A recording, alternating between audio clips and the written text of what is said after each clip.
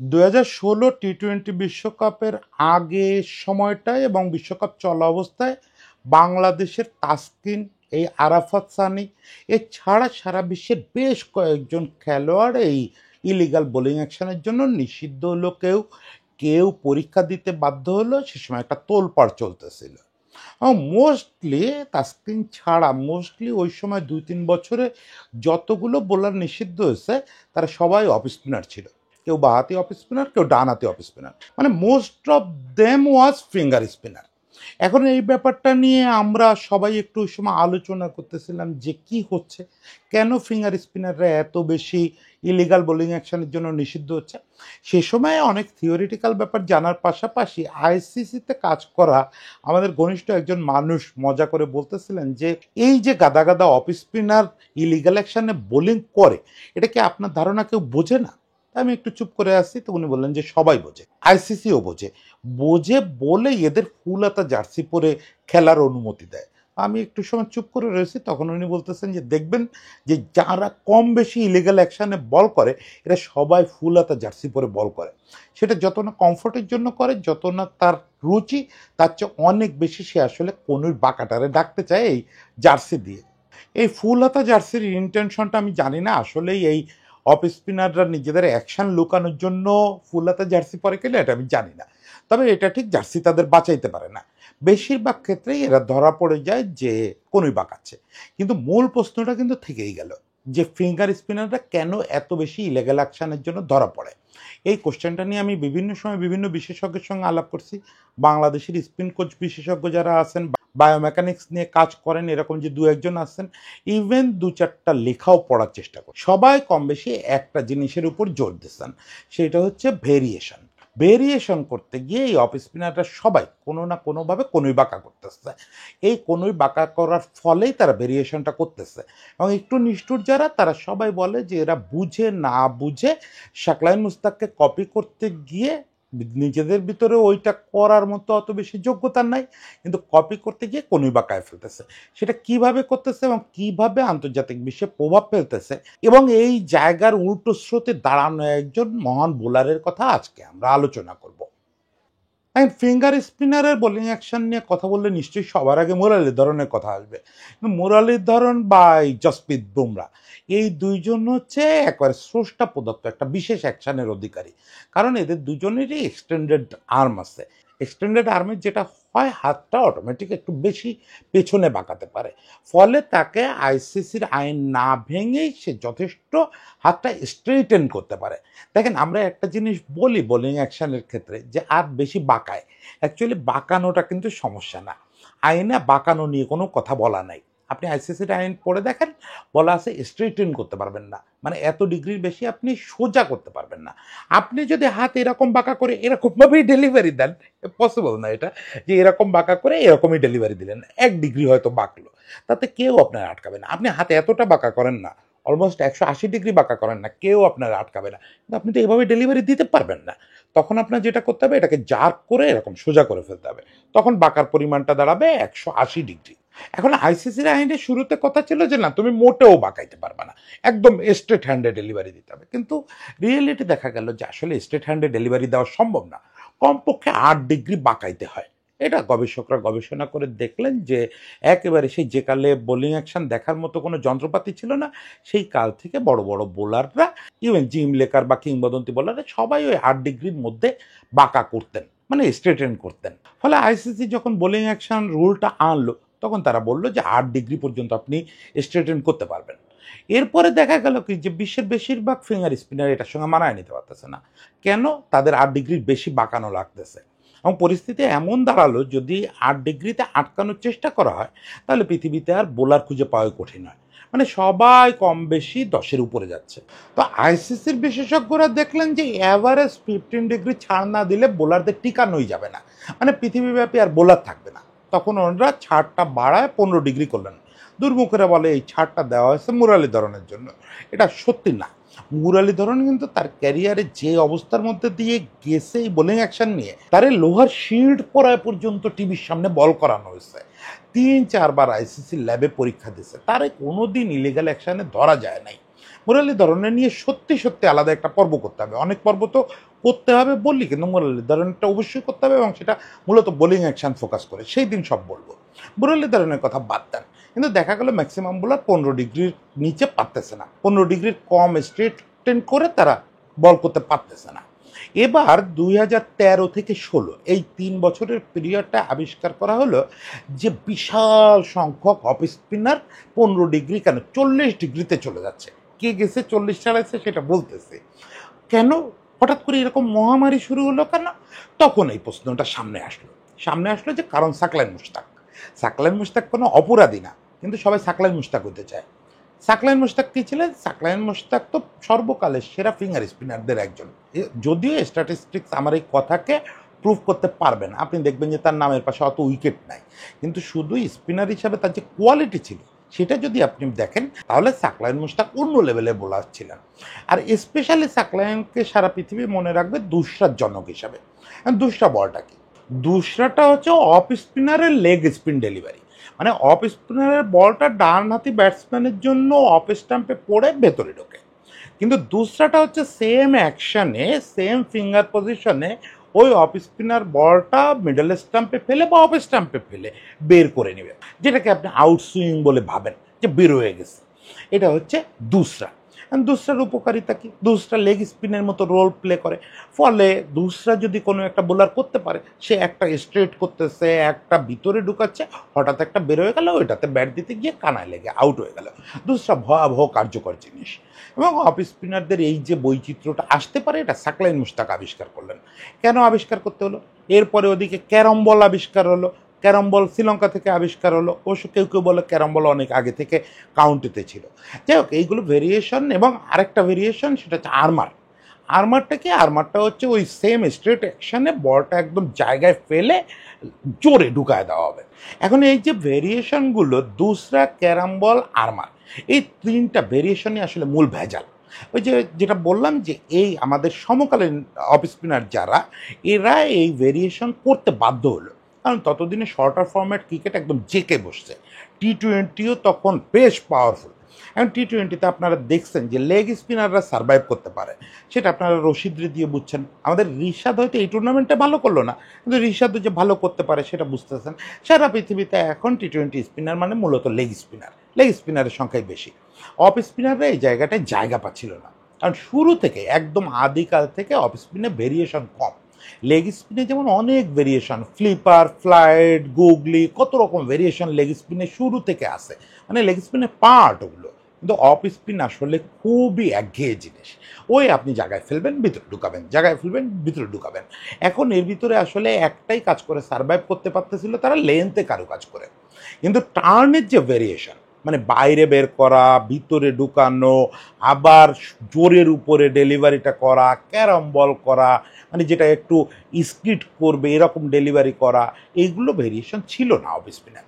And এইগুলো variation Saqlain Mushtaq, Muralitharan এরা তো করছে প্রতিবাদ জোরে। কিন্তু মুশকিলটা হলো কি যে এই যে ঝাঁকে ঝাঁকে অফ স্পিনার, এদের তো স্রষ্টা এত বেশি প্রতিভা দিয়ে পাঠান নাই। স্রষ্টা তো প্রতিভা বাছে বাছে অল্প কিছু লোকরে দেয়, সবাই তো এটা পায় না। না পাইলে কি হবে? তাদের আগ্রহটা তৈরি হলো। আর সবচেয়ে বড় কথা টিকে থাকতে হলো। যে হারে শর্টার ফরম্যাট ক্রিকেট আসা অফ স্পিনারদের আক্রমণ করা শুরু করলো, এরা হারাই যেত। তখন এরা পথ বেছে নিল যে একটু কোনোই বাঁকাই করলে তো এগুলো সহজ হয়ে যায়, কারণ আপনি দুসরা মারতে পারবেন খুব সহজে যদি একটু স্ট্রেটেন বেশি করার সুযোগ পান। 20 ডিগ্রি 30 ডিগ্রি যদি করতে পারেন, আপনি আর্মার মারার ক্ষেত্রে তো কোনোই বাঁকা করা খুবই জরুরি হয়ে যায় বেশিরভাগ বোলারের ক্ষেত্রে। একই কথা ক্যারাম বলের ক্ষেত্রে। এবং সেক্ষেত্রে দেখা গেল যে এইটার পথপ্রদর্শক হয়ে দাঁড়াচ্ছে সাইদ আজমল। প্রথম মাস কয়েক তো সাইদ আজমল পৃথিবীর এক পাগল বানায় ফেললো দুসরা মারে মারা, একবারে মাঠে নামে বুড়ি বুড়ি উইকেট নিয়ে উঠে যায়। কিন্তু কিছু দিনের পরেই ধরা পড়ে গেল সাইদ আজমলের অ্যাকশানে বিশাল বিশাল বেজাল আছে। সেই বেজালটা কত ডিগ্রি জানেন? ওই যে শুরুতে বলছিলাম যে 140 ডিগ্রি পার করছে এই সাইদ আজমল। যতদূর মনে পড়ে 43 বা 45 ডিগ্রি পর্যন্ত বাঁকা হতো তার, মানে স্ট্রেটেন করতে হতো তার। 45 ডিগ্রি বাঁকা মানে কি অলমোস্ট এইরকম জায়গায় এরকম করে চার করে ছাড়া। তো সাইদ আজমলেরটা আসলে নিন্দনীয় ছিল, কিন্তু ধরতে গিয়ে দেখা গেল তখন আইসিসি খুব জোরদার করলো অভিযান, যে সব অফ স্পিনাররে একটা স্ক্রুটিনির মধ্যে নিল, দেখা গেল বেশিরভাগ অফ স্পিনার আটকে যাচ্ছে। এই আমাদের আরাফাত সানি, যারে নিয়ে এই এতগুলো কথা বলতেছি, এই আরাফাত সানিও কিন্তু তখন প্রথম ধরা পড়লো। আরাফাত সানিরে নিয়ে গুঞ্জন ছিল আমাদের ঘরোয়া ক্রিকেটে অনেক দিন ধরে যে ও চাক করে, কিন্তু ধরা পড়লো ওই 2016 ওয়ার্ল্ড কাপে প্রথমবারের মতো পরীক্ষা দিতে হলো তাকে এবং নিষিদ্ধ হলো। পরে সো কল্ড সংশোধন করেও ফিরছে, সেটা যে সংশোধন হয় না তার তো প্রমাণ পেলেন বিপিএলে আবারও তার বোলিং অ্যাকশন সন্দেহের মুখে পড়লো। শুধু আরাফাত সানি না, ওই সময় গন্ডা গন্ডা বোলার পাকিস্তানে, বাংলাদেশে, ইন্ডিয়াতে বিভিন্ন জায়গায় ধরা পড়তেছিল। ইন্ডিয়া যেটা করে, ইন্ডিয়া এখানে একটা খুব বুদ্ধির কাজ করে, সেটা হচ্ছে যাদের অ্যাকশন নিয়ে প্রবলেম তারা ফিল করে তারা তাদেরকে টপ লেভেলে আসতেই দেয় না, তার আগেই তারা ল্যাবে পাঠায় দেয়। ওদের একটা এনসিএ আছে, ওখানে অনেক রকম কাজ হয়, তার মধ্যে বোলিং অ্যাকশন সংশোধনও একটা। বোলিং অ্যাকশন ভালো করে যদি সাস্টেন করতে পারে তারা আসে টপে, নতুবা আসে না। এই জন্য ইন্ডিয়ার বোলার আপনি দেখবেন না খুব একটা সাসপেক্টেড হয়েছে টপ লেভেলে, কারণ ওরা তার আগে আটকায় দেয়। কিন্তু সারা পৃথিবীতে গড়পড়তে এরকম অফ স্পিনাররা ধরা পড়তে লাগলো। বাংলাদেশের অবস্থা একবারে যাচ্ছে তাই। দেখেন বাংলাদেশের অবস্থা, এটা আসলে বললে হয়তো একটু মনে হবে যে নিজের দেশকে ছোট করতেছি। বাংলাদেশি স্পিনারদের নিয়ে আমি তো খুব ক্ষোভ প্রকাশ করি। এই যে সাকিব রাজ্জাক পরবর্তী যুগের যে স্পিনাররা, এরা যে কতটা মেরিটলেস, এটা নিয়ে আমি অনেক ক্ষোভ প্রকাশ করি। এদের আরেকটা কমন বৈশিষ্ট্য হচ্ছে এরা ম্যাক্সিমাম চাক করে। ওই চাক করার কারণ হচ্ছে ওইটা ভেরিয়েশন করতে চায়, যে নানা রকম ভেরিয়েশন, দুসরা করব, ক্যারম বল করব, আর্মার মারবো, এগুলো করতে গিয়ে না তারা প্রচুর বোলিং অ্যাকশনে ঝামেলা পাকায় ফেলে। এবং সেইটা আর কারো নাম বলবো না, অ্যাজ আরাফাত সানি 2বার রিপোর্টেড, আরাফাত সানির নাম বলা যায়, এটাতে আমার কোনো ভয় নাই। কিন্তু আমি আপনাকে আরও 6জন 7জন বাহাতি স্পিনার এবং 1-2জন ডানাতি স্পিনারের কথা বলতে পারি, এবং সেটা অফ দ্য রেকর্ড বলবো। চা খাইতে আসলে একসময় বলে দিব তাদের নামগুলো, যারা টপ লেভেল খেলছে। এদের ভিতরে কয়েকজন ইন্টারন্যাশনালও খেলে ফেলছে, যারা প্রত্যেকে রেগুলার চাক করে, স্পেশালি যখনই দুসরা মারতে যায় বা আরমার মারতে যায় চাক করে। প্রবলেমটা কি মারাত্মক আকারে বাংলাদেশে গ্রাস করলো, যে রাজের মতো ছেলে আব্দুর রাজ্জাক রাজ, যারা আমি বিবেচনা করি যে আধুনিক ক্রিকেটের অন্যতম সেরা স্পিনার। এবং রাজের ক্লাসিক স্পিন আপনি যদি দেখেন, মানে ট্রাডিশনাল অফ স্পিন আপনি যদি দেখেন, তাহলে ওই যে কত কোয়ালিটি অফ স্পিনার সেটা আপনি কল্পনাও করতে পারবেন না, যেটা ইন্টারন্যাশনাল ক্রিকেট দেখতে পায় নাই আমাদের নির্বাচকদের খামখেয়ালির কারণে। তো যাই হোক, সেই রাজও শর্টার ফরম্যাটে সাস্টেন করার জন্য যখন আর্মার মারত তখন তার অ্যাকশান নিয়ে ঝামেলা হতো, সেজন্য রাজ রিপোর্টেড হয়েছে, পরে আবার তাকে পরীক্ষা দিয়ে ওইটুকু সংশোধন করতে আসে। বা আমাদের ডিকেন্সবার মতো মানুষ, ডিকেন্সবার মতো নৈতিক বোধ সম্পন্ন মানুষ, তিনিও শেষ বয়সে এসে রিপোর্টেড হয়েছিলেন। এগুলো আমি শুধু তাদের নাম বলতেছি যারা রিপোর্টেড হয়েছে, ইনক্লুডিং রফিক ভাই। রফিক ভাইও কিন্তু আর্মারে বিপদে পড়ছিলেন। রফিক ভাইও কি ইন্টারন্যাশনালে রিপোর্টেড হয়েছিলেন কিনা আমার ঠিক খেয়াল আসতেছে না। হ্যাঁ, ইন্টারন্যাশনালেই তো রিপোর্টেড হয়েছিলেন রফিক ভাই। রফিক ভাইয়ের মতো লিজেন্ড, তিনিও এই শর্টার ফরম্যাটের সঙ্গে মানাইতে গিয়ে, ভেরিয়েশন করতে গিয়ে রিপোর্টেড হয়েছিলেন। এছাড়া সাকিব সর্বশেষ ধরা পড়লো। সাকিবের ব্যাপারটা আমি অন্তত 70 পারবো না, আপনাদেরই বলছি যে সাকিবেরও নিশ্চিত, আমি চোখ বুঝে বলতে পারি, কেউ আমার বলে নাই সমস্যা হয় আর মারে। কারণ আমাদের ম্যাক্সিমাম খেলোয়াড় দুসরা নিয়ে অতটা ভাবে না, আমাদের দুসরা নিয়ে ভাবে শুধু আরাফাত সানি। বাকি সবার মূল প্রবলেম আরমার, মানে জোরের উপরে যেই মারে সেই 15 ডিগ্রির উপরে স্ট্রেটেন করা লাগে। এখন কথা হচ্ছে তাহলে কি অফ স্পিন চলবে না? এই যে এত অফ স্পিনার কথা বলতেছি, কোয়ালিটি অফ স্পিনার যার নাম বলতেছি আমি, সবার সঙ্গেই তো বলতেছি যে এদের আর্মারের সমস্যা আছে, দুসরায় সমস্যা আছে, ক্যারম বলের সমস্যা আছে। ইভেন ওই যে শ্রীলঙ্কান ছেলেটা অজন্তা ব্যান্ডিস, ওরও অ্যাকশন নিয়ে অনেক গুঞ্জন ছিল, যে যখনই ক্যারম মারতো, যখনই দুসরা মারতো, তখনই ওর হাত বাঁকা হতো।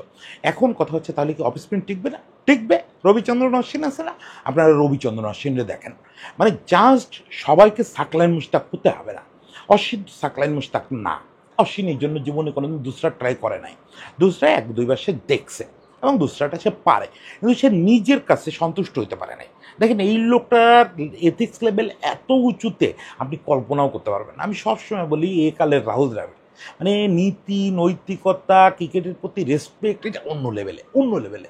রবিচন্দ্রন অশ্বিন যখন দুসরা করছেন, দুসরা করে সফলও হয়েছেন, আইপিএলে উইকেটও পাইছেন, তখন উনি ভাবছেন, ওনার কাছে মনে হয়েছে যে অ্যাকশনটা বোধহয় পারফেক্ট না, অ্যাকশনটা বোধহয় একটু ইলিগাল। কেউ কিন্তু তারা রিপোর্ট করে নাই। রবিচন্দ্রন অশ্বিনের রিপোর্ট করার সাহস খুব কম আম্পায়ারের আছে, যে এত বড় একটা অনেস্টির প্রতীক তারা রিপোর্ট করবো কেমনে, এই ভয়টাও অনেকের কাজ করে। নিজেই ছেড়ে দিছে, নিজেই দুসরা আর করে নাই। ক্যারাম বল করছেন, খুব সাকসেসফুলি করছেন, তার হাত বাঁকাইতে হয় নাই কখনো। তারপরে রবিচন্দ্রন অশ্বিন আপনারা জানেন, আমি বোধহয় আগেও একদিন বলছি, এক সিজন আইপিএলে পুরোটা সিজন অলমোস্ট লেগ স্পিন করছেন, দুসরা না, একদম জেনুইন লেগ স্পিন, এখান থেকে বের করা লেগ স্পিন করছেন, একদম রিস্টের কাজ দিয়ে করছেন, পরে আর লেগ স্পিন করেন নাই। সেখানে অবশ্য বিসিসিআইয়ের একটা ভূমিকা আছে, বিসিসিআই ওনার প্রতি একটু রাগ করছিল যে উনি কেন এরকম নিজের প্রতিভাটারে এরকম চাপা দিয়ে লেগ স্পিন করার চেষ্টা করতেছেন। যদিও আমার ধারণা এক সিজনের জায়গায় দ্বিতীয় সিজনে ঢুকলেই উনি সেই ওয়ানডে চ্যালেঞ্জ করে ফেলতেন, এত বড় প্রতিভা। তো আমি এখনকার যারা তরুণ অফ স্পিনার আসছে তাদের সবাইরে বলি ট্র্যাডিশনে গা ভাসায় না, সবার দুসরা করতে হবে, সবার আরমার করতে হবে, সবার ক্যারামবল করতে হবে, এমন কোনো কথা নাই। আজকে অ্যালিসের দিকে দেখেন, বারবার হুমকির মুখে পড়তেছে ছেলেটার ক্যারিয়ার, আবার রিপোর্টেড হলো, আবার পরীক্ষা দিয়ে পাশও করে আসলো, কিন্তু ও যে দোলাচলের মধ্যে আছে তাতে ওকে এখন জাতীয় দলে নেওয়া কিন্তু ঝুঁকিপূর্ণ। যে কোনো সময় ম্যানেজমেন্ট ভাববে যে বারবার সন্দেহের মধ্যে পড়তেছে, নিয়ে যাব, যদি আবার রিপোর্টেড হয়ে যায় তাহলে তো আমরা বিপদে পড়ে যাব। রিপোর্টেড হইলে তাৎক্ষণিক রিপ্লেসমেন্ট পাওয়া যায় না, ও মোরালি ভাঙে পড়ে, ওই 7 দিন সময় পাওয়া যায়, সব মিলে একটা বিরাট ভেজাল। ফলে অ্যালিসের ক্যারিয়ারটা কিন্তু ওই শুধু ও অতিরিক্ত বৈচিত্র্য করতে চায়, রহস্য স্পিনার হইতে চায়।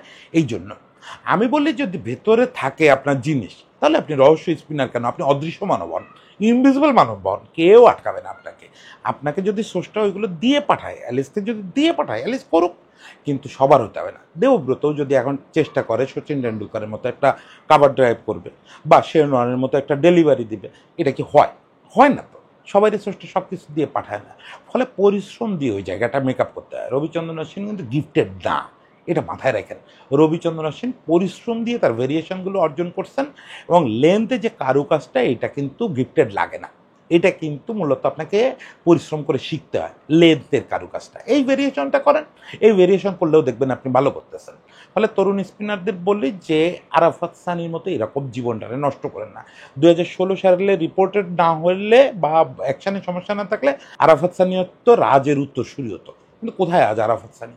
আজকে এতগুলো বছর ইন্টারন্যাশনাল ক্রিকেটে নাই, দিকে দিকে করে বিপিএল খেলে তো খেলে না, এরকম একটা অবস্থা, ওই ঢাকা লিগ খেলে। আরাফাত সানি হারায় গেছে না? আরও অনেক স্পিনার দেখছেন না, দেশ ছেড়ে চলে গেছে, খেলায় নাই, অন্য অনেক প্রফেশনে চলে গেছে, জাতীয় দলে তো অন্তত যাইতে পারে নাই। ফলে ফলো করেন রবিচন্দ্রন অশ্বিনের মতো কাউকে, যে অনেস্টলি বল করবো, যেটুকু পারি ওইটুকু করবো, ওইটুকু দিয়ে ম্যাজিক দেখায় দেবো। সবাই ভালো থাকবেন, সবার জন্য শুভেচ্ছা।